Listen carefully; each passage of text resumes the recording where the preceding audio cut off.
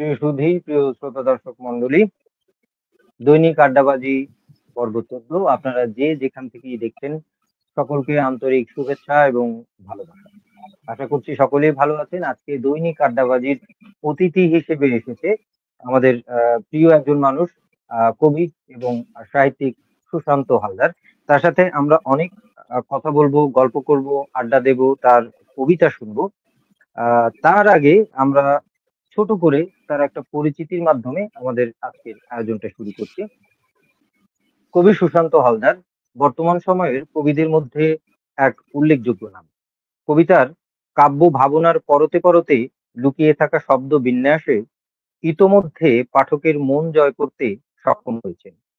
কাব্যচর্চা মূলত কবিতার কবি সুশান্ত হালদারকে আষ্টে পৃষ্ঠে জড়িয়ে আছে, তাই তাকে স্বভাবজাত কবি বলা হয়। কবির অপ্রকাশিত কবিতার সংখ্যা অনেক। আশা করছি আগামীতে পাঠকের ভালোবাসায় কাব্যগ্রন্থগুলো প্রকাশিত হবে। পিতা বীর মুক্তিযোদ্ধা স্বর্গীয় সুবল চন্দ্র হালদার এবং মাতা বিমলা রানী হালদারের জ্যেষ্ঠ সন্তান। সুশান্ত হালদার 10 জানুয়ারি 1974 খ্রিস্টাব্দে মানিকগঞ্জ জেলাধীন হরিরামপুর উপজেলার সুতালড়ি ইউনিয়নের সুতালড়ি গ্রামে জন্মগ্রহণ করেন। আমরা একটু কবিকে নিয়ে নিই। আহ সুতালড়ি ইউনিয়নে তিনি জন্মগ্রহণ করেন। শ্রোতা দর্শক দুঃখিত, এই জটিল কারণে বেরিয়ে গিয়েছিলেন। তো আমি যাই হোক, আমি আবার যতদূর পড়েছি তার পরিচিতি আবারও সেখান থেকে শুরু করছি। সুশান্ত হালদার 10 জানুয়ারি 1974 খ্রিস্টাব্দে মানিকগঞ্জ জেলাধীন হরিরামপুর উপজেলার সুতালড়ি ইউনিয়নের সুতালড়ি গ্রামে জন্মগ্রহণ করেন। কবি সুশান্ত হালদার মূলত দ্রোহ ও প্রেমের কবি। দেশ, মাটি, মানুষ আর ঘুণে ধরা সমাজের অসঙ্গতি তার লেখার উপজীব্য বিষয়। পদ্মার করাল স্রোতে, করাল গ্রাসে পৈতৃক ভিটা হারিয়ে বর্তমানে বয়রা ইউনিয়নের আন্ধারমানি গ্রামে নতুন ঠিকানা স্থাপন করেছেন। তিনি পেশায় একজন সরকারি চাকুরিজীবী। বর্তমানে হরিরামপুর উপজেলা স্বাস্থ্য কমপ্লেক্সে মেডিকেল টেকনোলজিস্ট ইপিআই পদে কর্মরত আছেন। কবির প্রাপ্তি বা পুরস্কার সমূহ: অনির্বাণ কাব্যগ্রন্থের জন্য কাব্যকথা সাহিত্য পরিষদ থেকে 7 বীরশ্রেষ্ঠ সম্মাননা 2016 এবং একই সংগঠন থেকে ধূলিঝড় কাব্য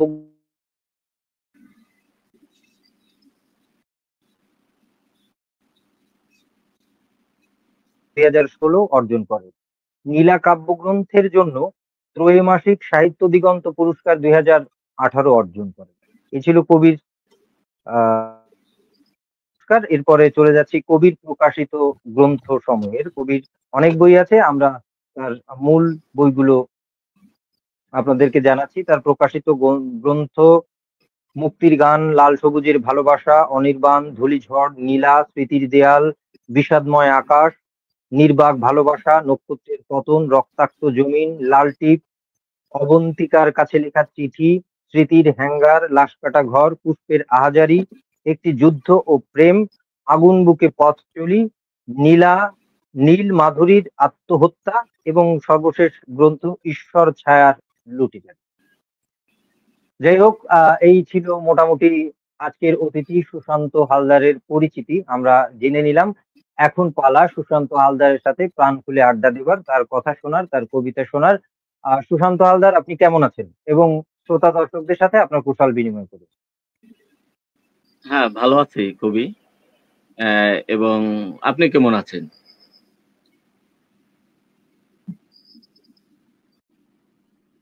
হ্যালো, হ্যালো, আমাকে শুনতে পাচ্ছেন?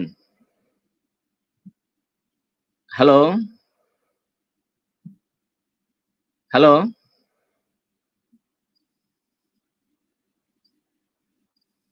আমাকে শুনতে পাচ্ছেন? হ্যাঁ, আমি ভালো আছি এবং আজকের এই অনুষ্ঠানে ফেসবুক লাইভে আমি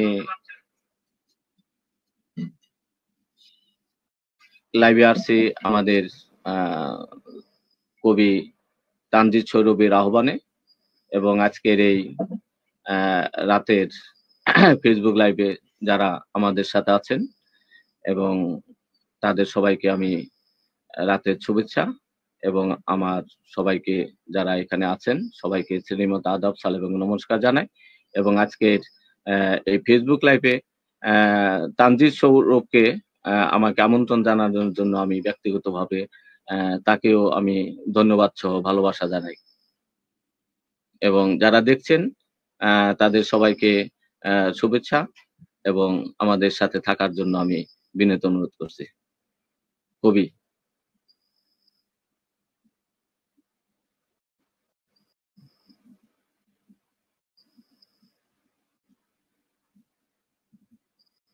হ্যালো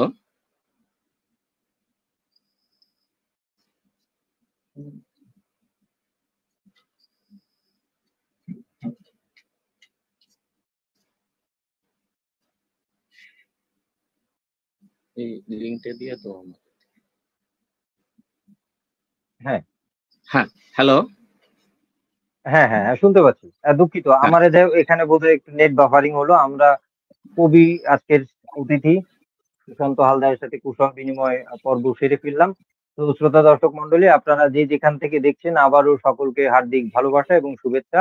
আমাদের আজকের দৈনিক আড্ডাবাজি পর্ব 14তে অতিথি হিসেবে আছে কবি সুশান্ত হালদার।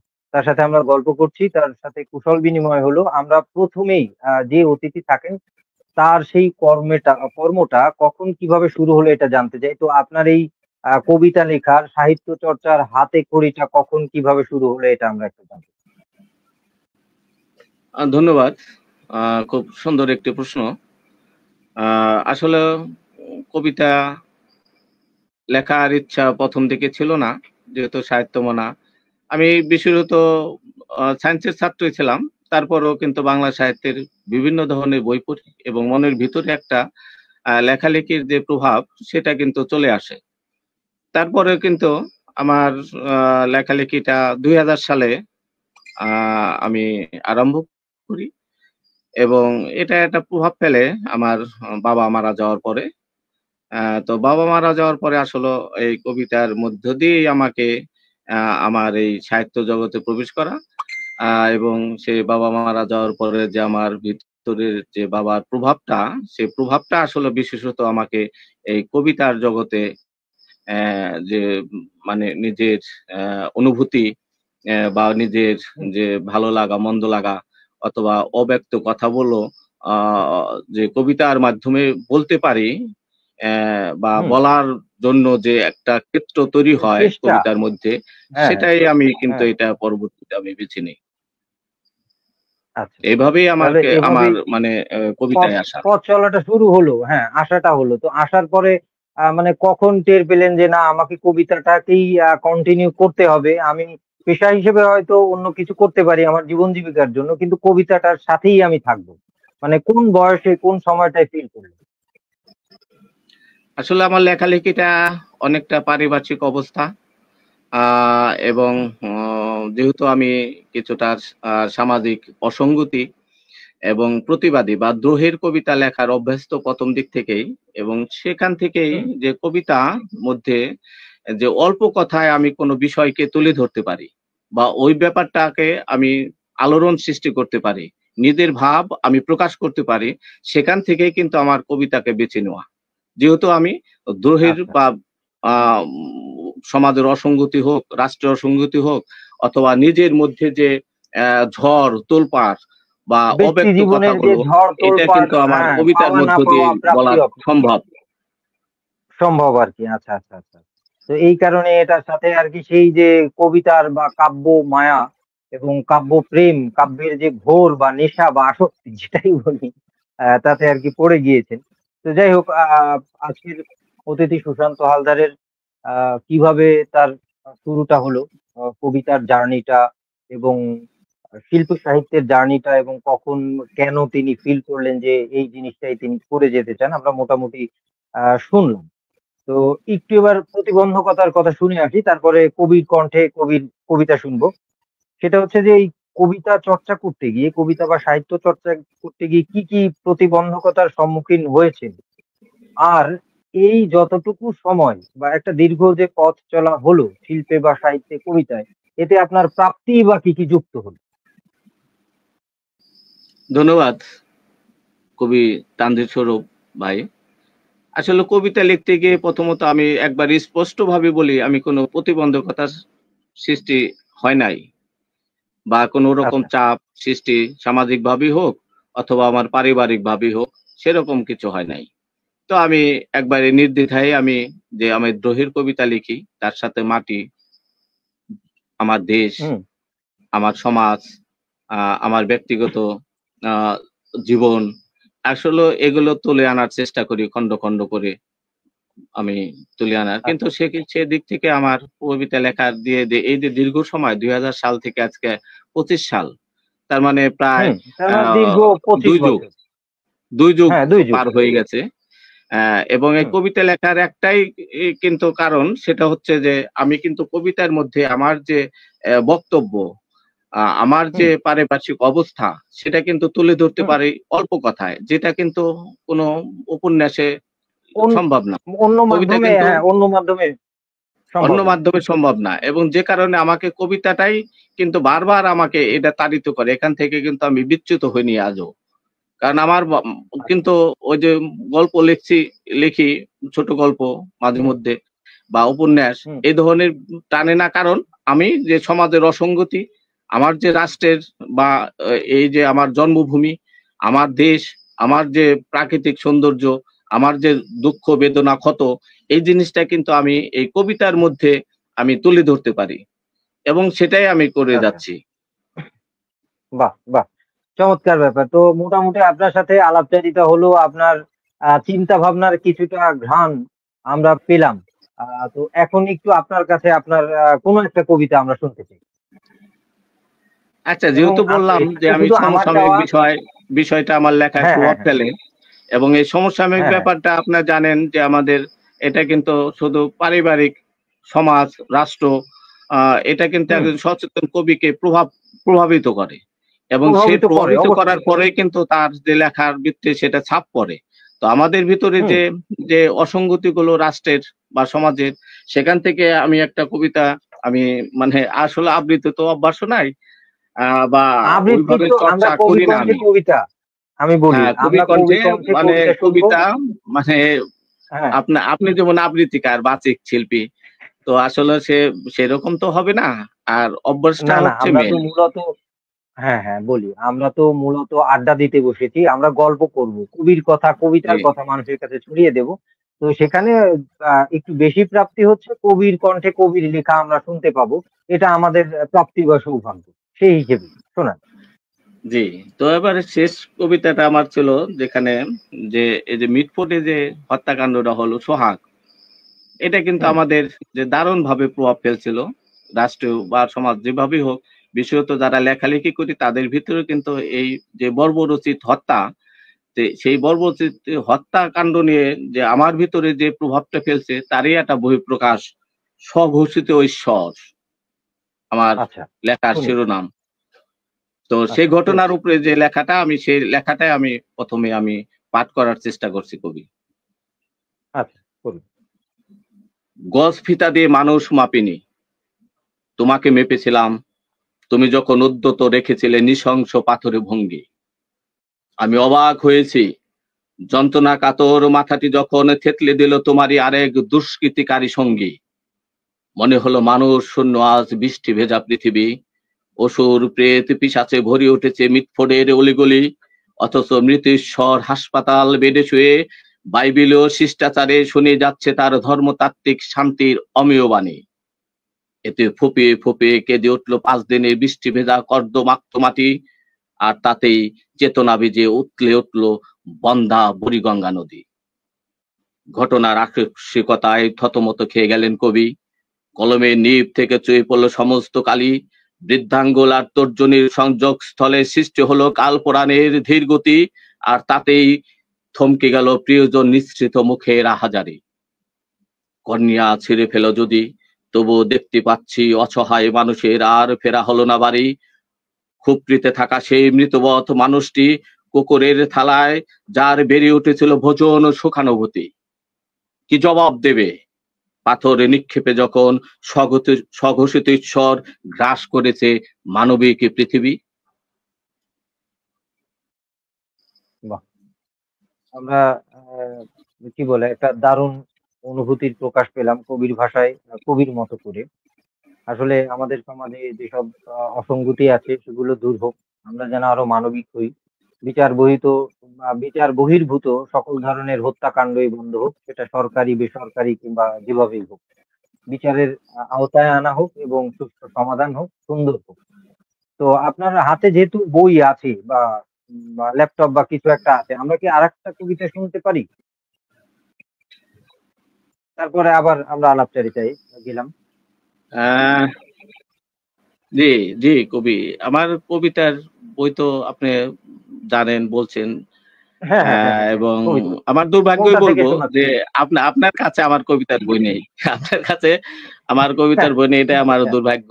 এবং আপনি যে না, না, না, চলে আসবে, অনেকেই চলে হয়তো আসবে। আবৃত্তি করতে দু একটা কবিতা, কিন্তু আপনার কণ্ঠে আমার কবিতা আবৃত্তি হয়নি এখনো। হ্যাঁ, বা না, আমি শুনতে এটা পারিনি, এটা এটা দিতে আমার জন্য হ্যাঁ, দুর্ভাগ্য। হ্যাঁ। আহ, না, না, হবে, হবে, হবে। আস্তে, আস্তে হবে, সবই হবে। জি।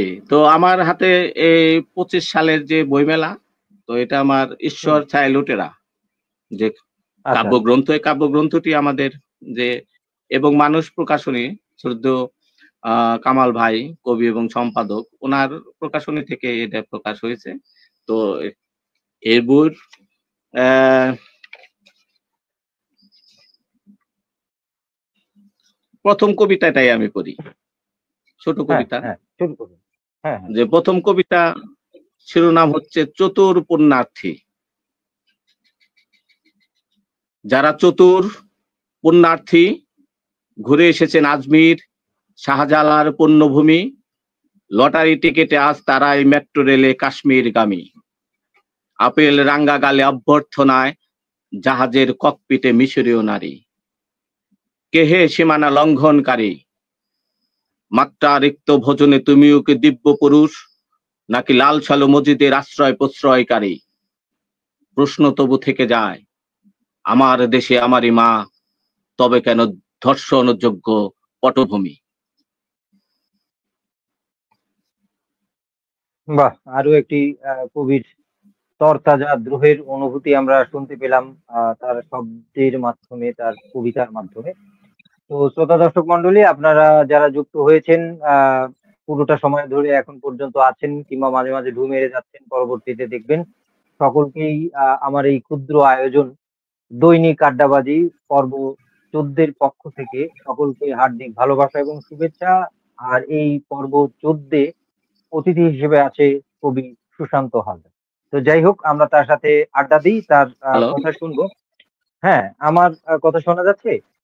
একটু করে যেটা জানতে চাই, আপনি জি। আ এই কবিতা পড়ার আগে একটা জায়গায় বলেছিলাম যে আপনি কোন প্রতিবন্ধকতার সম্মুখীন হয়েছেন কিনা। তো আপনি বলেছেন হননি। কিন্তু কখনো কি মনে এসেছে যে কবিতাটা যদি আমার পেশা হিসেবে হতো বা এখান থেকে আমার উপার্জনের ব্যবস্থা হতো, তাহলে বোধহয় কবিতায় আমি আরো ভালো কিছু করতে পারতাম এবং নিজেও অনেক স্বাচ্ছন্দ্য ফিল করতাম। এরকম কি কখনো মনে হয়েছে?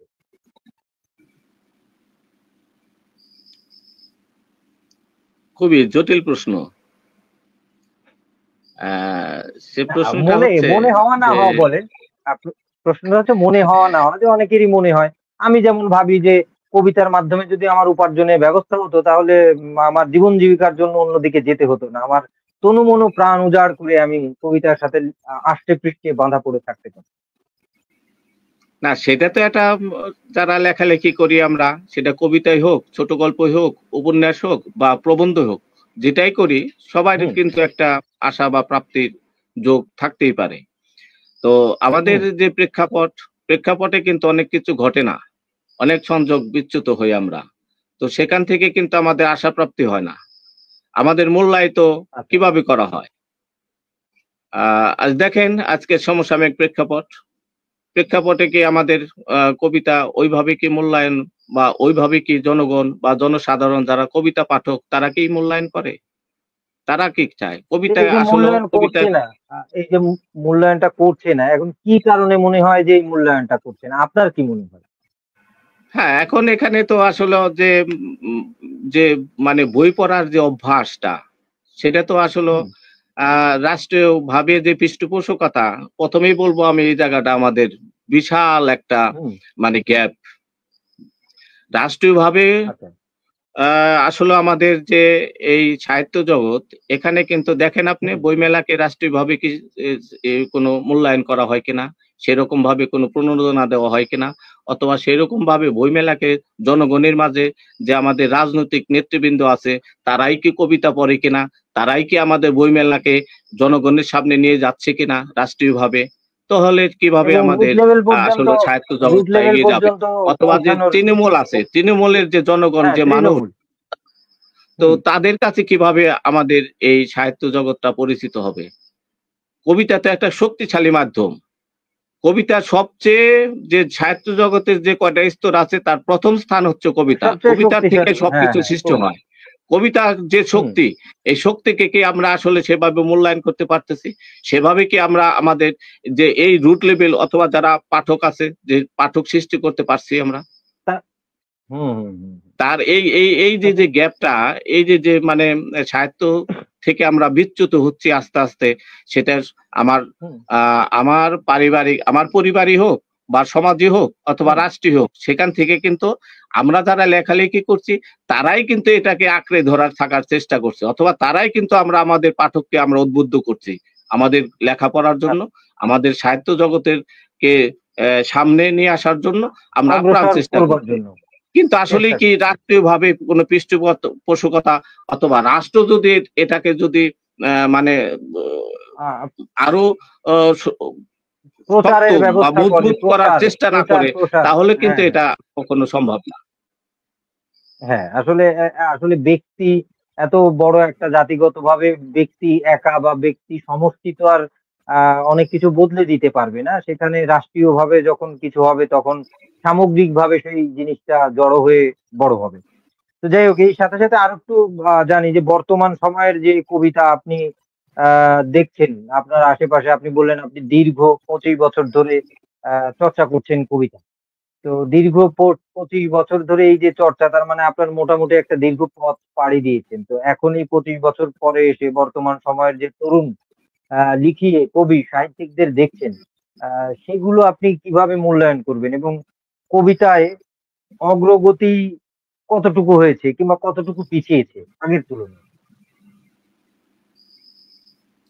হ্যাঁ, আসলে এখানে কবিতার, যেহেতু কবিতা নিয়ে বসছি, আপনিও কবি, কবিতা লেখেন, আমিও লিখি। তো কবিতা আগেই বলছি যে শক্তিশালী মাধ্যম এবং প্রথম মাধ্যম কবিতাই মানে হুম, জনগণকে হুম, উদ্বুদ্ধ করতে পারে, মানুষকে উজ্জীবিত করতে পারে, প্রেম ভালোবাসা মানে এটার ভিতরেই সংঘবদ্ধ করতে পারে একমাত্র কবিতার মাধ্যম। এবং কবিতার থেকে সমস্ত কিছু শাখা প্রশাখাই বলেন, অন্যান্য যে মানে সাহিত্যের শাখা প্রশাখা, সেটা কিন্তু কবিতার থেকে সৃষ্টি হয়েছে। তো কবিতার হুম, তো এখন যে কবিতার ভিতরে যে আসলে মান মসলা থাকা উচিত, কবিতার ভিতরে যে মানে বন্ধন কবিতার, বা আমি কি বলতে হুম, চাচ্ছি, আমার বক্তব্যটা কি, যে পটভূমি, হুম, সেটা তো হুম, কবিতার ভিতরে সেটা আম আমার কল্পচিত্র থাকতে হবে। আমি আসলে যে এই যে অল্প কথার ভিতরে, সেটা ১০ লাইনই হোক বা ৫ লাইনই হোক অথবা ২০ লাইনই হোক, অথবা আপনি উম বড় কবিতাও থাকে, সেখানে আসলে আমি কি মেসেজটা দিচ্ছি। এই মেসেজ অ্যা টাকে আমরা আসলে সঠিকভাবে দিচ্ছি কিনা বা সেটাকে আমরা চর্চা করছি কিনা, এটা হলো ১ম কথা। এখন আচ্ছা, মেসেজবিহীন কবিতা কি আসলে কবিতা হয়? আমার কল্পচিত্র হ্যাঁ, ছাড়া কি সেটা, কবিতা হয়? হ্যাঁ, তার মানে আমরা যেটা বুঝতে পারলাম যে চিত্রকল্প এবং অনেক বড় একটা লার্জ বিষয়কে সংক্ষেপ করে এবং সেখানে বোধের জায়গাটা এবং যে একটা মেসেজ টেক্সট, যে দিন শেষে এর একটা মেসেজ আছে যা মানুষের কাছে শিক্ষণীয় হয়ে উঠবে এবং সেই শিক্ষণীয়তা সে যেন আনন্দের সাথে পায়। তার জন্য যে অলংকার, প্রতীক, উপমা, অনুপ্রাস, যে ধরনের ব্যাপার-স্যাপার আছে এগুলোর যেন পরিমিত ব্যবহার হয়। তা ব্যবহার হলে তখন তার রস আস্বাদন করে পাঠকও আনন্দ পাবেন। তো যাই হোক, মোটামুটি বুঝলাম যে এখন এটা তো আছে। তো এখন আপনি যে ২৫ বছর ধরে আছেন, তো এর অদল-বদল কতটুকু হলো? তরুণ কবিদের ভেতরে সম্ভাবনা কতটুকু দেখছেন? আসলে সম্ভাবনা থাকবে। সাহিত্যের ভিতরে সাহিত্য, দেশ থাকলে সাহিত্য থাকবে। দেশ হুম যখন দুর্যোগপূর্ণ অবস্থায় যায়, কবিতা তখন শক্তিশালী হয়ে উঠবে। এখন আসলে কিভাবে চর্চা করছে, আমি কি বলছি প্রথমে যে কিভাবে মেসেজ দিতে চাচ্ছে, আমি কি চাই রাষ্ট্র, রাষ্ট্র আমার দেশপ্রেম, আমার দেশ ভালো হবে, আমার দেশ ভালো হলে আমি ভালো থাকবো, আমি সমষ্টিগতভাবে আমি সেটা মানে কি বলে, মানে সেটা আমার যে চাহিদা, নিজ চাহিদা থাকে সেগুলো তো ব্যক্তিগত না, সমষ্টিগত। হ্যাঁ সমষ্টিগত যে আমাদের সমস্যা চাহিদা আছে, আমাদের বাঁচার অধিকার আছে, আমাদের যে চাওয়া পাওয়া আছে সেগুলো পূর্ণ হয়। এখন এগুলো তো একার দ্বারা সম্ভব না। এবং এই হুম মূল্যায়িত কবিদের ভিতরে দেখেন আপনি, আমাদের ভিতরেও কিন্তু হিংসা বিদ্বেষ থাকে। একজন আরেকজনের হয়তো অনেক সময় সিন্ডিকেট আমরা আমরা দেখতে বিদ্বেষপূর্ণ পারি, ভাবে আমরা যার দেখি, যা বা এই আমরা যে সাহিত্য মেলায় উদারতা, বিভিন্ন সিন্ডিকেট দেখতে পারি। হ্যাঁ সিন্ডিকেট দেখতে উদারতা, পারি। হ্যাঁ, সিন্ডিকেট হ্যাঁ দেখতে উদারতা। পাচ্ছি। সেই বলয় বলয় ভিত্তিক আমরা চলার চেষ্টা করি। তো এটাও একটা কবিতারকে মানে এই যে কক্ষিগত বা পিছ- একটা হ্যাঁ, পিছিয়ে নেবার কারণ গণ্ডির হয়ে ভিতরে দাঁড়িয়েছে। বেঁধে ফেলা, এই গণ্ডির ভিতরে হুম বেঁধে হুম হুম। ফেলাটাও কিন্তু আমাদের জন্য একটা ভয়ানক ব্যাপার। যেটা হ্যাঁ হ্যাঁ, ভালোটাকে আপনি ভালো বলবেন, খারাপকে খারাপ না বললেও সেটাকে এড়িয়ে যান। কিন্তু আপনি হুম। যে মানে একটা অকবিতাকেও কিন্তু আমরা এখন খারাপকে কবিতা বলে প্রমোট আমরা করতে পারেন চালিয়ে না। দিচ্ছি। হ্যাঁ একটা খারাপকে একটা এগুলোও নষ্টকে একটা প্রমোট করতে দুঃখজনক পারেন না। ঘটনা। আপনি আপনি কবি তানজিদ সৌরভ, আপনি হুম যেভাবে কবিতাকে আমাদের সামনে নিয়ে আসেন, আমাদের কবিতা পেজের মাধ্যমে হুম। হোক বা আপনার যে জেপিজির মাধ্যমে হোক, মানুষের সামনে কিন্তু নিয়ে আসছেন কবি।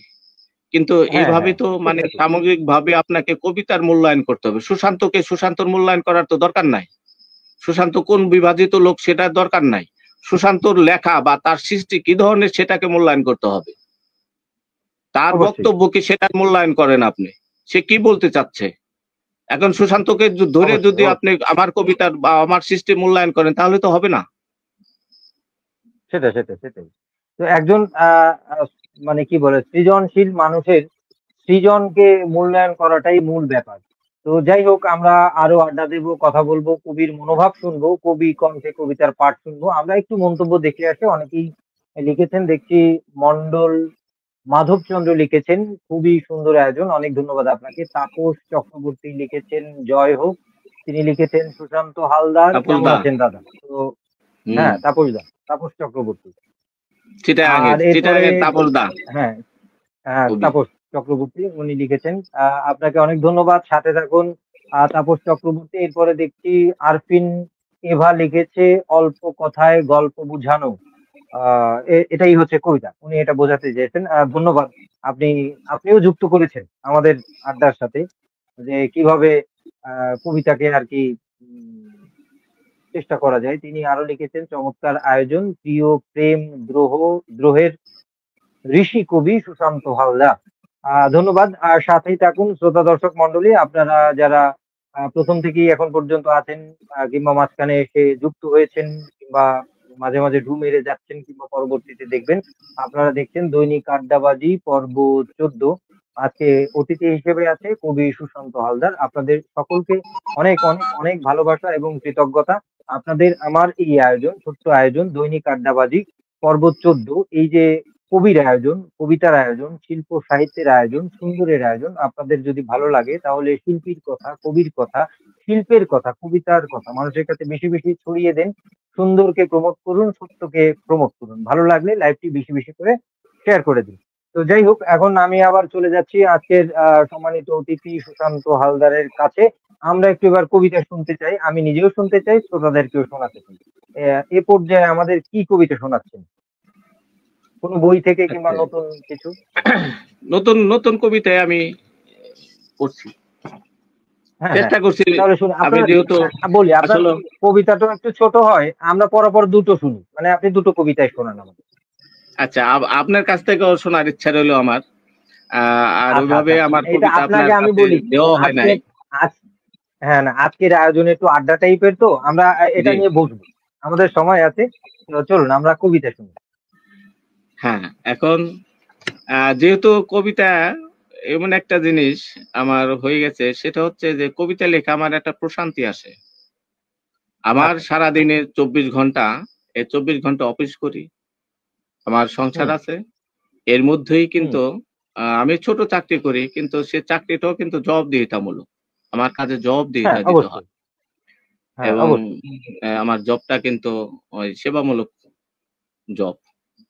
তো সেখান থেকে আমি যে যতই বাধা আসুক অথবা ব্যক্তিগত সমস্যা থাক, সেটাকে আমি উপচিয়ে আমি যখন আসলে আমার এই কবিতা লিখতে পারি, তখন আমার একটা মানে ব্যক্তিগতভাবে আমার দেহ এবং মননে একটা প্রশান্তির ভাব সৃষ্টি হয়, যেটা আমার বাঁচার তাগিদ যোগায়, আমার সামনে যাওয়ার তাগিদ যোগায়, আমাকে কি বলে বেঁচে থাকার প্রেরণা দান করে। ফুয়েল হিসেবে কাজ করে, হ্যাঁ, জীবনের ফুয়েল হিসেবে কাজ করে।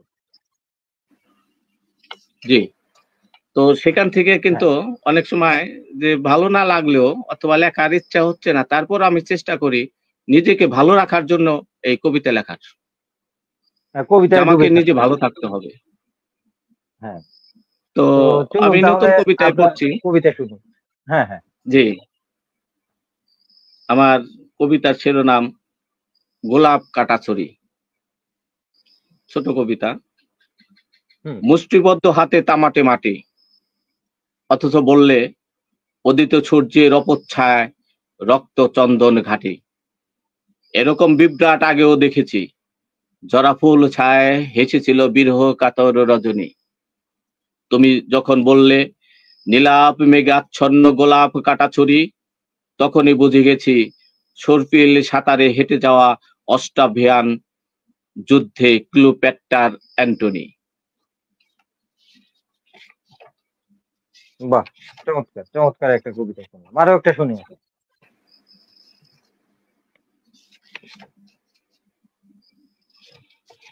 আমরা এটা হচ্ছে আপনার একদম সদ্য লেখা কবিতা, এই 2025 সালে, তাই তো? জি, আমি তো আশা করছি হ্যাঁ, আশা করছি এটা বই বাঁধাই আমরা যারা পাঠক আছে আমরা পাবো, এবং অন্যান্য আপনারা যারা পাঠক আছেন বই পাবেন আশা করছি। জি, পাবেন। আসলে যারা কবিতার মানুষ তারা তো অনেকে কবিতা লেখেন, অনেক ভালো কবিতা লেখেন। আমরাও তো চেষ্টা করি, নিজের জন্য লিখি। আর এই নিজের জন্য লেখার যে প্রাপ্তিটা যখন আপনারা মূল্যায়ন করেন বা পাঠক যদি 2-4 জন মূল্যায়ন করে, ওইটাই আমাদের বড় প্রাপ্তি হিসাবে আসলে আমাদের জন্য রয়ে যায়, লেখার জন্য ধারাবাহিকতা সৃষ্টি করতে। সেটাই। তো একবারে শেষ কবিতা পড়ছি আমার এই লেখাটা, ভাগ্যের বিড়ম্বনা। এটা মানে শেষ লেখা আর কি। আজকে আমি কবিতা লিখিনি, যেহেতু আমাকে আপনি ডাকছেন। সেটাই। তো সেখান থেকে 6:20 তোমার আসার কথা ছিল, জানালায় তাকিয়ে দেখি তুমুল বৃষ্টিতে ভিজে যাচ্ছে সাদা লাল হলুদ বকফুল। দারুচিনি গাছে যে কাক বসেছিল ধ্যানে, তারও পাকাটা কারো না কারোর ঢিলে। কামরাঙ্গা বরাবর যে পাম গাছটি ছিল ঠাটা পড়া ঝাউ উঁচিয়ে, তাকে দেখলাম শেকড় সদ্য উপড়ে গেল হঠাৎ ঝড়ো বাতাসে। আমি অপেক্ষা করলাম, অপেক্ষা করতে করতে দেখতে পেলাম কিঞ্চিত চেয়ারের শব্দে দরজার কাছে লেজ নাড়া কুকুরটিও খেকে উঠল অজানা কোনো সংকেতে। এতে 3 বার বজ্রপাত হলো আদিবাসী মুরং ঘেরা পাহাড়ে। অজানা আশঙ্কায় কেঁপে উঠল বুক তক্ষক ডাকে। বেয়ারার হাতের দস্তানা খসে পড়ল জাগারস উপচে পাশে বসা বিদেশিনী, যার সুলোচনা চোখে পৃথিবী জোড়া বিস্ময় আবক্ষ ভিজে যাওয়ার ভয়ে।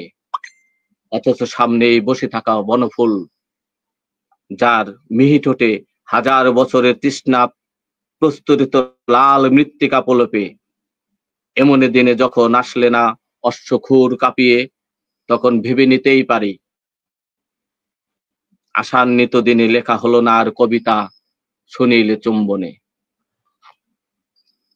বাহ বাহ, একটা প্রেমময় কবিতা আমরা শুনে ফেললাম। তাপস চক্রবর্তী লিখেছেন প্রেমের কবিতা শুনবো। তো আপনার যে আবদার ছিল সেটি পূরণ করেছেন কবি। তিনি আরো লিখেছেন দারুণ একটা প্রেমের কবিতা, প্রেমিক কবি। হ্যাঁ, আসলে কবিরা জন্মগত প্রেমিক হয় আমার মনে হয়, কারণ একজন শিল্পী একজন কবি হতে হলে সবার আগে প্রেমিক হতে হয়। তো যাই হোক, আমরা আলোচনা করতে করতে মোটামুটি একটা সময় পার করেছি। শ্রোতা দর্শক যারা দেখছেন, দৈনিক আড্ডাবাজি পর্ব 14, আপনাদের সকলকে অনেক অনেক ভালোবাসা এবং শুভেচ্ছা। আমার দৈনিক আড্ডাবাজি পর্ব 14-তে আজকে অতিথি হিসেবে আছে কবি সুশান্ত হালদার।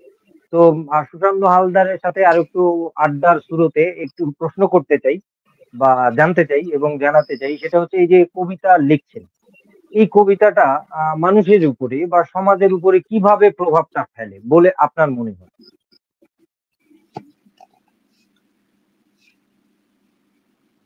এখন কবিতার প্রভাব ফেলবে, কবিতার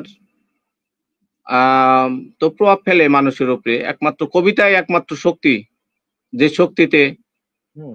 সমাজের বা রাষ্ট্রের কোনো ন্যায় অন্যায়ের বিরুদ্ধে কিন্তু এটা রুখে দাঁড়ায়।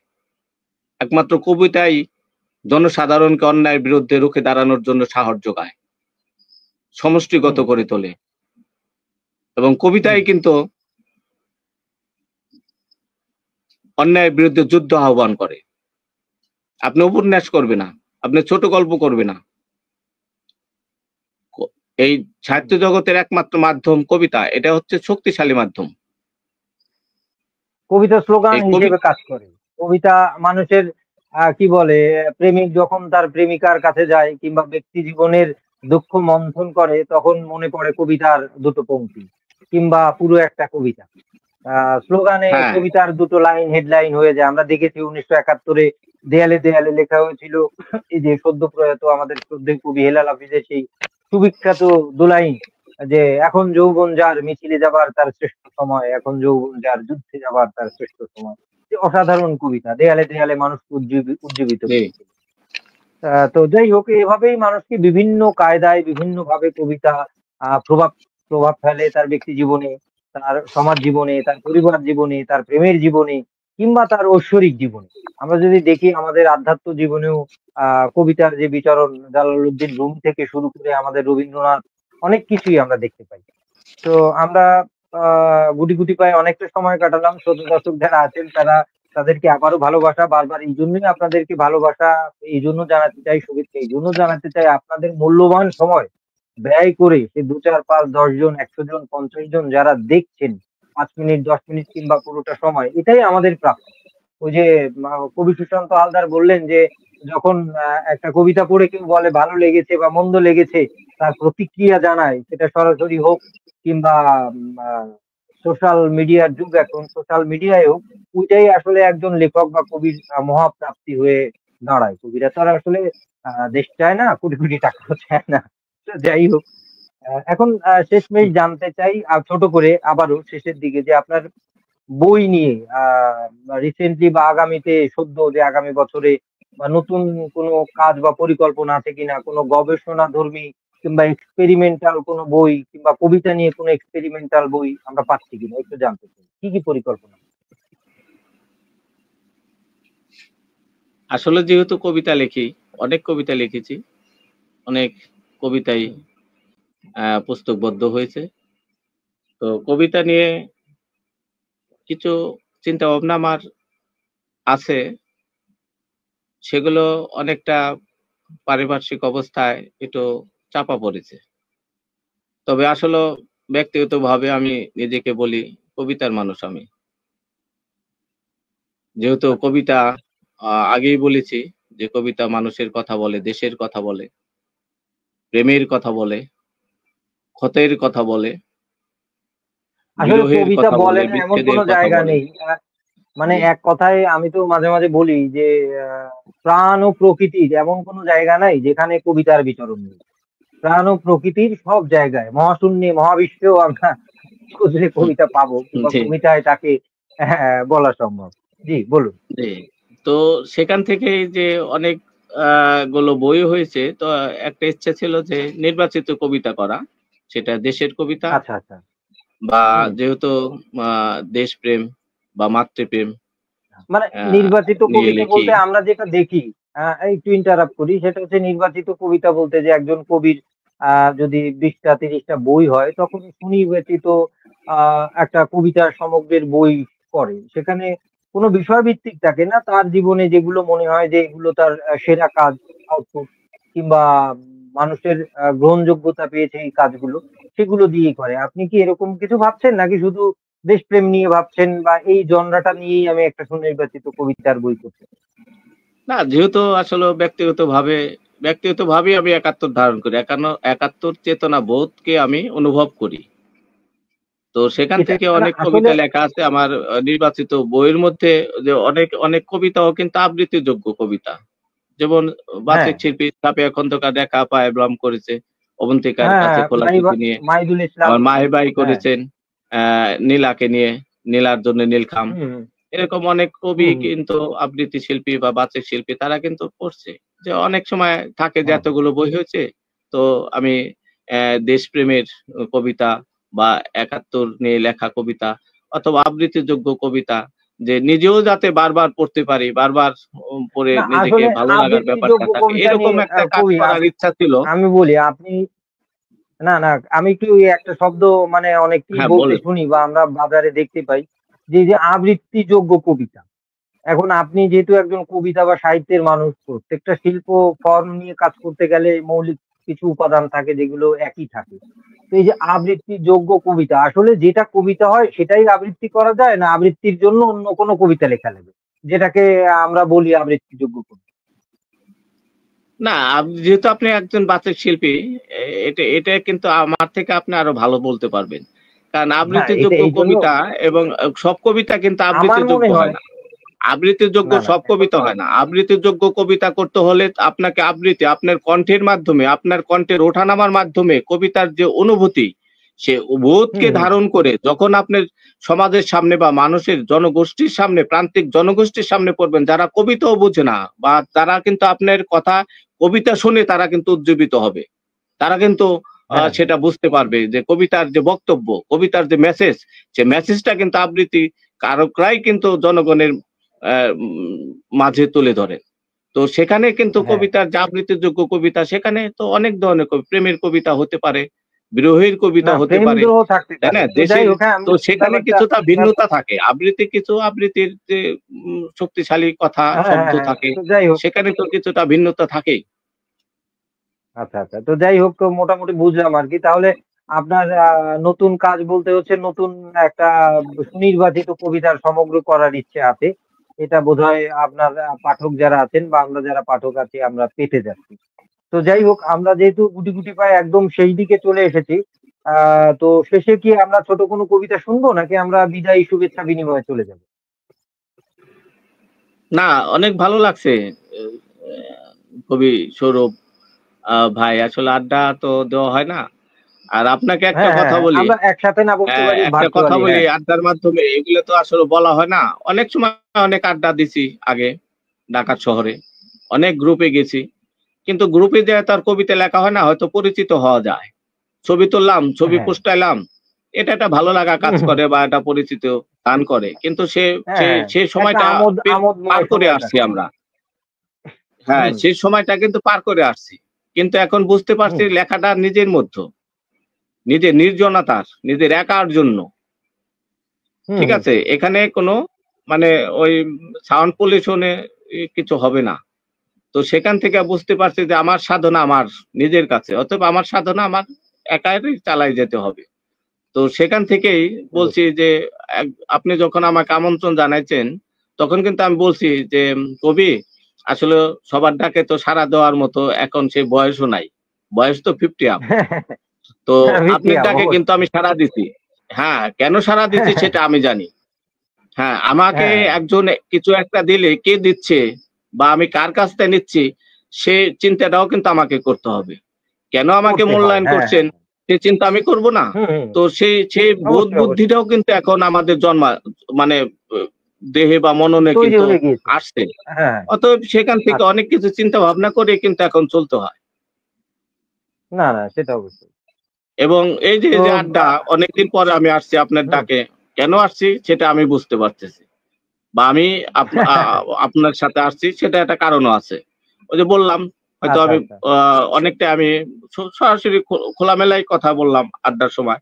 তো সেখানে কিন্তু হ্যাঁ যে এই যে ভালো লাগাটা এটা অনেক সময় যে হঠাৎ করে আসলে কিন্তু একটা জড়তাও থাকে। আবার দেখা যায় যে লাইভে হ্যাঁ হ্যাঁ আসার সময় যে আমাদের যে টেকনিক্যাল কাজগুলো, এই টেকনিক্যাল কাজগুলো কিন্তু আমরা অনেক সময় জানি না। কারণ আমাদের হ্যাঁ অভ্যাসটা হ্যাঁ নাই, হ্যাঁ অভ্যাসটা কম থাকে, যে কারণে অভ্যাসটা নাই, আমাদের হ্যাঁ। টেকনিক্যালি কিছু সমস্যা হয়। তো এগুলো যখন আমরা বারবার আসবো আপনাদের ডাকে, আপনাদের মতো যারা সাহিত্যমনা মানুষ, যারা আমাদের প্রমোট করতে চান, সাহিত্যকে প্রমোট করেন, হুম হুম ঠিক আছে? কবিতাকে মূল্যায়ন করেন, তাদের ডাকে অবশ্যই আসবো। আমাদের জড়তা কাটাবো, বাহ আপনাদের সাথে কথা বলবো। বাহ আপনাদের না এটা আপনাদের কাছ থেকে আমরা জানবো, শিখবো। বাহ! এটা খুবই ভালো লাগার মতো কথা বলেছেন। তো যাই হোক শ্রোতা দর্শক মণ্ডলী আপনারা দেখছেন দৈনিক আড্ডাবাজি পর্ব ১৪। যে যেখান থেকে যে অবস্থায় দেখছেন সকলকে অনেক, অনেক ভালোবাসা, অনেক শুভেচ্ছা, অনেক কৃতজ্ঞতা। অতিথি হিসেবে আজকে আমার সাথে আছে খুবই সুশান্ত হালদার। আমরা গুটি, গুটি পায়ে একদম অনুষ্ঠানের শেষ পর্যায়ে চলে এসেছি। আমরা চলে যাচ্ছি কবি সুশান্ত হালদারের কাছে শ্রোতা দর্শকদের সাথে আপনার বিদায়ী শুভেচ্ছা বিনিময়ের জন্য। ধন্যবাদ সৌরভ ভাই। হ্যাঁ, কথা বলতে বলতে মনে হলো যে আসলে কথা বলতে পারিনি। হয়তো আমার কাছে মনে হচ্ছে যে ১-২ মিনিট কথা বলছি এরকম। অথচ আমি হ্যাঁ, দেখছি যে কিন্তু আমরা লাইভে কিন্তু কিন্তু ৪৬ ৫০ হ্যাঁ, মিনিট, ৪৬ অলরেডি মিনিট পার ৫০ করছি। মিনিট হয়ে ৫০ গেছে। মিনিট। আসলে কোথায় দিয়ে যে এই হ্যাঁ, যে ৫০ মিনিট হয়ে গেল, এখন তো মনে হচ্ছে আমাকে যে কিন্তু আমি শোনেন, আপনাকে বলছিলাম যে না ০.৫ শোনেন, ঘন্টা থাকবো। আধা ঘন্টা বেশি আপনি লাইভ করবেন না। আমারে কিন্তু বলতেন যে আধা ঘন্টা করেন লোকে দেখে না। এই যে দেখে জি। কি দেখে না আসলে কথা হচ্ছে এমন জিনিস আড্ডায় বসলে তখন ১ ঘন্টা আমি অনেক সময় ১ ঘন্টায় পারি না। তারপরেও ১০ মিনিট হয়ে যায়। চেষ্টা করি ১ ঘন্টার ভেতরে রাখার। হ্যাঁ, বিদায় শুভেচ্ছা বিনিময় করি। হ্যাঁ, আসলে ওই যে বললাম যে বলছি কিন্তু তারপরও কিন্তু ১ ঘন্টা মানে ৫০ মিনিট হয়ে গেছে। মানে কোথায় যে সময় যায় এটা কিন্তু আসলে বলা যায় না। এখন মনে হচ্ছে যে অ্যাম কবির সাথে আরো কিছুক্ষণ থাকি। এবং আসলেও টেকনিক্যালি ব্যাপার হয়তো অনেকে যারা আমাদের সাথে সংযোগ হয়েছেন তাদের হয়তো কমেন্টটা পড়লে তাদের নামটা বললে কিন্তু ভালো লাগে। ভালো লাগে। হ্যাঁ, হ্যাঁ, সেরকম হ্যাঁ, হ্যাঁ, ব্যাপারটাও কিন্তু আমাদের লাইভে বা আমরা যে কথা বলি এটা একমুখী হয়ে যায়। একমুখী কোনো হুম, কিছুই তো ভালো না। তো মাঝে মধ্যে তাদের হুম, একটু খোঁজ খবর নিলে বা তারা কি ধরনের মন্তব্য করছে সেটাও তো পড়ে তাদের শোনাতে হবে দর্শকদের এবং আমাদের মতামত জানাতে হবে। তাদের মতামতকেও শ্রদ্ধা জ্ঞাপন করতে হবে। তো সেখান থেকে হুম, আসলে লাইভটায় যে অনেকে হয়তো অনেক সময় থাকে না। নানান ব্যক্তিগত কাজে জড়িত থাকে। হয়তো লাইভে ৫০ মিনিট থাকে না, কিছুক্ষণ থাকে আবার চলে যায়। আবার দেখা যায় লাইভটা হুম। করলেন, এই লাইভটা কিন্তু অনেকে আবার পরবর্তীতে দেখে আমরা কি বললাম বা পরবর্তীতে কি অনেকে দেখবে। হ্যাঁ, অনেকে দেখবে, অনেকে সেরকম। দেখবে। তো সেরকম ভাবে থাকার জন্য যে আসলে লাইফটা যাতে আসলে একটু আনন্দ মানে এনজয়ফুল হয়। হ্যাঁ, হ্যাঁ, হ্যাঁ। যেহেতু কবিতার ব্যাপার, হুম, কবিতার মানুষ তো সবাই হয় না? না হয়? হুম, হুম, হুম। না, নাকি হয় কবিতার সবাই কবিতার মানুষ হয় না, বা না সবাই কবিতার কবিতা মানুষ তো আর বুঝে বা সবাই না। সবাই কবিতা হ্যাঁ, হ্যাঁ। ভালোবাসে এরকম তো না। না, না এরকম না। না, এরকম না, না। না। তাই না? আমরা লাইভ করতেছি ২ জন কিন্তু এখানে কিন্তু হুমড়ি খেয়ে ১০০, ২০০ বা ৫০০ জন লোক কিন্তু আসবে না। তাই না? না, না কবিতার মানুষ এই কিছু যে রুচি আমাকে যে কবিতাকে যারা ভালোবাসে তারাই আসবে। হ্যাঁ, এখন এরকম আছে কবিতা পাগল মানুষও আমি পেয়েছি কবি। তাই না? হ্যাঁ, হ্যাঁ। যেমন বরিশালের আছে উনি কবিতা লিখতেন এবং উনি অনেক জ্ঞানী যে জেমস তাপসবালা উনি হুম, উদয়ন মাধ্যমিক বিদ্যালয়ে অ্যা অ্যা জব করেন শিক্ষকতা মানে মানুষ গড়ার কারিগর। সে কিন্তু কবিতা পাগল। হুম, হুম, ভীষণ কবিতা পাগল এবং তার এই যে মানুষগুলো, এই মানুষগুলোর জন্য কিন্তু আমাদের পাশে থাকতে হবে। এই মানুষগুলোকেও কিন্তু প্রমোট করতে হবে। এই যে কবিতার মানুষ তারা যে পাগলের মতো কবিতা পড়ে, পাগলের মতো আমাদের উদ্বুদ্ধ করে, এ তাদের কাছে আমরা ঋণী। যে আমাদের তারা লেখায় অবশ্যই। প্রাণিত করে, অনুপ্রাণিত করে। তাই না? এই মানুষগুলো হুম, আছে, থাকবে কিন্তু কমছে। কেন আমরা বাড়াতে পারছি না? কবিতার মানুষ তো বাড়াতে হবে। কেন পাচ্ছেন না? আজকে কবি তানজিদ স্বরূপ কেন তার কবিতার পাঠক বাড়াতে পারে? এটা কি আপনার দায়িত্ব? শুধু আপনার দায়িত্ব? না এটা আপনার দায়িত্ব তো না। প্রকাশক আ হ্যাঁ, সবাই যখন সমষ্টিগতভাবে একটা প্রয়াস চালাবে, কোন কিছুকে মানুষের কাছে নিয়ে যাবার, তখন সেটা পৌঁছবে। কোন ব্যক্তি একা তো আর সেটা পারে না। তো যাই হোক এখন হয়তো সেই সুদিনের সম্ভাবনার আশায় আমরা থাকলাম। আশা ছাড়া তো আসলে যে কি বলে না কবি একটা এখানে প্রবাদ আপনি আছে তো আপনি তো যতক্ষণ কবিতা থাকে নিয়ে কাজ করেন। আপনি অনেক কাজ করেন। হুম, কিন্তু হুম, এগুলো নিয়ে কাজ করতে হবে। কেন গভর্নমেন্ট আগে আসে না? কেন যারা এই সমাজ পরিচালনার দায়িত্বে থাকে, যারা সমাজের কথা বসে, তারা তাদের কবিতার ভিত্তিতে আসতে হবে। তাদের কবিতার কথা বলতে হবে মানুষকে, তবেই মানুষ কবিতা হুম, পড়বে। হ্যাঁ, মানুষ বই অবশ্যই। পড়বে।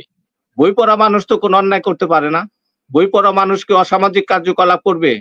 বই পড়া মানুষ কি না, কবি সৌরভ চান্দিরকে বা এই সুশান্তকে আঘাত করবে? না কখনোই করবে না। তো সেখান থেকে তো আমাদের কাজ করতে হবে, রাষ্ট্রীয়ভাবে কাজ করতে হবে।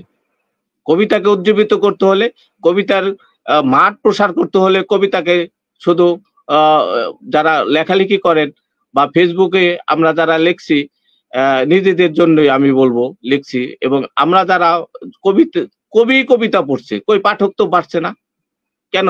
আপনার পাঠক তো কবিতা আমি পড়ছি, আমার কবিতা আপনি পড়ছেন, এখান থেকে তো আপনি বের হতে বলছেন, হবে। হ্যাঁ হ্যাঁ হ্যাঁ, না কেন পাঠকের এই পরিসর জাতীয় বাড়াতে কথা হবে। কেন বলছেন না? আপনি আপনি লাইভ করতেছেন, আপনি তো এই জাতীয় কথা বলছেন না। আপনার মতো মানুষ তো আছে, বহুত আছে, কিন্তু আমাদের এই জায়গাটা কাজ করতে হবে, এই হুম, জায়গাটা আসতে হবে। তাহলে আমাদের যে এই যে পিছিয়ে পড়া, আপনি কিন্তু এই যে প্রশ্ন রাখছেন, প্রশ্নের উত্তরগুলো এখানে আসতেছে কথায়। এই তারপরে হুম, আমাদের আস্তে আস্তে এই জায়গাটা আসতে হবে। আসলে আমাদের কবিতার যে সমষ্টিগত প্রসারিত যে ক্ষেত্রটা, সে ক্ষেত্রটা তৈরি হবে। আর সে অবশ্যই। ক্ষেত্রটা তৈরি না করতে পারলে সমষ্টিগত ভাবে, তাহলে তো এটা ভেঙে যাবে, এটাকে তো বিলুপ্তির পথে চলে আসবে। তো যাই হোক, যারা লাইভে আসলে আমার কথা শুনছেন, এবং এখানে হুম, সঞ্চালনায় যে কবি তানজিদ সৌরভ আছেন, তো এতক্ষণ আমি সবার কাছে কৃতজ্ঞতা প্রকাশ করছি এবং আবারও ধন্যবাদ জ্ঞাপন করছি, এবং সাথে আপনাদের জন্য আজকে রাত্রে শুভেচ্ছা শ্রদ্ধা সহ ভালোবাসা জানিয়ে আমার ঈশ্বর ছায়া লুটেরা থেকে আমি আর একটা কবিতা পড়ছি। হ্যাঁ করুন। কবিতার নাম অস্থির এক বাংলা। এতদিন পর যাকে দেখছো, আমি কি সেই পাতা ঝরা গোধূলি সন্ধ্যা, যাকে দেখলেই সারসের গলা আটকে যেত মহেশ খালির পটি ট্যাংরা? আমি কি সেই পোবালি হাওয়া, যাকে দেখলেই ভৈরবীর আগে গেয়ে যেত গান সেই মৌন বালিকা? যাকে দেখলেই মনে হতো দীর্ঘ বিরহে কাতর নীলকণ্ঠ লতিকা? আমি কি সেই ঝরে পড়া পাতার মর্মর অস্থিরতা, নাকি বসন্ত আগমনের চিরবিদায়ের সম্ভাবনা? যাকে দেখলেই দুরু দুরু বুকে বয়ে যেত চৈত্রের ঝড় হওয়া? আমি কি সেই একলব্য বালকের নিখুঁত নিশানা, যাকে দেখলেই প্রেম নয়, জেগে ওঠে অসময়ে এক প্রতিযোগিতা, রাজার রাজ্য রক্ষার্থে এক পেশে এক মহানুভবতা? আমি কি সেই নিভিজা আগুনের অখণ্ড যন্ত্রণা, যাকে দেখলে নেমে আসে প্রভূত যুদ্ধে সন্তান হারা মায়ের নীরবতা? আমি কি ঘটে যাওয়া ঘটনার শিরোনামহীন কবিতা, নাকি ভুলে যাওয়া প্রেমে বালিকার ধরফর করা বুক ওঠানামা? যাকে দেখলেই মনে হয় বৈশাখী ঝড়, অস্থির এক বাংলা। যাকে দেখলেই মনে হয় বৈশাখী ঝড়, অস্থির এক বাংলা। হ্যাঁ, বাহ! আমরা কবির সাথে বিদায়ী শুভেচ্ছা বিনিময়ের সাথে আরো একটি চমৎকার কবিতা শুনে ফেললাম। কবির মনোভাব কবিতার মাধ্যমে আমরা পেলাম। তো শ্রোতা দর্শক, আমরা যেহেতু একদম শেষ পর্যায়ে চলে এসেছি, তারপরেও দেখছি অনেকে মন্তব্য করেছেন। আরিফিন, ইভা, তাপস চক্রবর্তী আরো লিখেছেন। তারপরে এদিকে আমি দেখতে পাচ্ছি অনামিকা লিখেছেন, অনামিকা হাজরা। তো অনেককেই ধন্যবাদ যাদের মন্তব্য পড়েছি, কিংবা দু একটা চোখের আড়াল হয়ে গেছে পড়তে পারিনি, যাদেরকে নাম উচ্চারণ করতে পারিনি, ক্ষমা সুন্দর দৃষ্টিতে দেখবেন। আর কবি সুশান্ত হালদারের সাথে গলা মিলিয়ে বলতে চাই, পরিসর বাড়ুক, পাঠক আসুক। এ কারণে আমার এই ছোট ছোট আয়োজন, হয়তো বা ব্যক্তিগত পরিসরে, যার প্রত্যেকটা মানুষেরই তো একটা লিমিট থাকে, সামর্থ্য থাকে। তা আমার একা তানজিদ সৌরভের যতটুকু সামর্থ্য কুলোই, আমি চেষ্টা করি একজন কবির, একজন শিল্পীকে আমার মতো করে, আমার সাধ্য অনুযায়ী, হ্যাঁ, সেটাকে মানুষের সামনে নিয়ে আসার। তো আশা করছি এভাবে কবি, শিল্পী, সাহিত্যিকরা মানুষের কাছে আস্তে আস্তে পৌঁছে যাবে, এবং যারা দেখছেন, যারা শুনছেন, তারা এই কবির কথা, শিল্পের কথা, এই শিল্প মাধ্যমটাকে, এই কবিতাটাকে, এই কবিকে মানুষের কাছে পৌঁছে দেবে। সুন্দরকে শেয়ার করুন। আমরা অনলাইনে আসলে সব দিকেরই ভালো মন্দ থাকে। আমরা অনলাইনটাকে এই যে কবিতার একটা আড্ডাময় সময় কাটালাম।